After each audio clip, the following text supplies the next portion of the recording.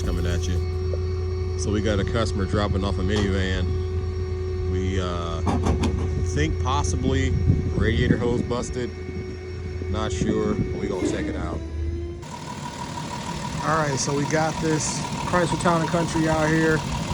We topped off the coolant with some 50/50. Also made sure the overflow reservoir was where it should be. And they said this car overheated and they smelled antifreeze. So right now the car's been running for at least 20 minutes.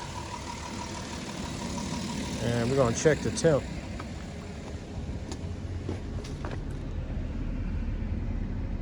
Temp's at normal. Not sure what the hell happened.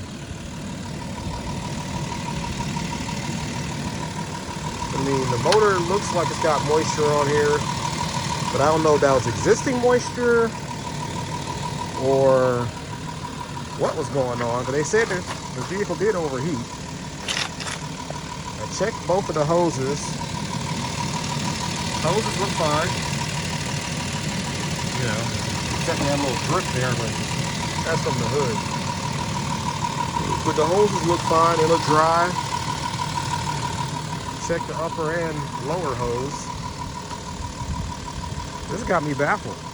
All right, guys, we got the Chrysler sitting here with the overheating issue, and we narrowed it down to the coolant temperature sensor, which is located back here. But we're also going to do the thermostat as well, which on this car, this is an 06 with 3.8.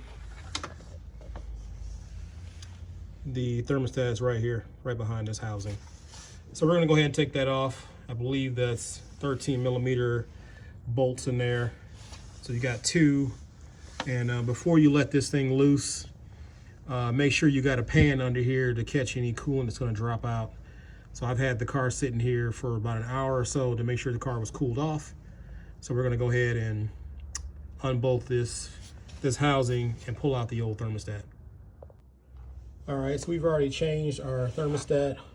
We got it sitting in here right now in the housing, and we're waiting on our gasket maker to dry, because this thermostat doesn't come with a gasket. So just be aware of that. So now the next thing we want to do is we got to get to the temperature sensor, which you'll see there's a, let me grab the light here.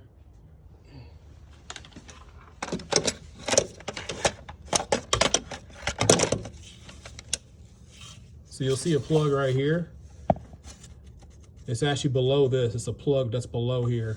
So you have to move this one out the way, and then make sure you label your spark plug wires so you know where they go, because you're gonna have to remove this unit right here, which I think is the coil pack. It's where these go into. And they're actually numbered on here.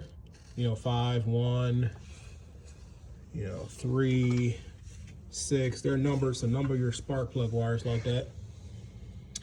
And then we'll also have to remove the power steering fluid reservoir. We'll have to move it out the way. This is being held down with two 8 millimeter screws, which you can see those up top. And this unit has two 10 millimeter screws, which you can see one of them right there. So we're gonna go ahead and remove that stuff and get that out of our way, so we can easily get down to our temperature sensor. All right, so one other thing we did was we pulled that coil pack out and removed the tray that it was sitting on. So like I said, it had two 10 millimeter screws on it. You know, it sat on top of these two posts right here. So now you look down in here, slide this plug out the way. Here's the coolant temperature sensor. So it's just got a plug on it. Pop that, pull that off. And then this sensor, we should be able to get this out with a deep well 19 millimeter socket. So we're gonna go ahead and do that. All right, as you can see, we got our new temperature sensor in. And here's our old one.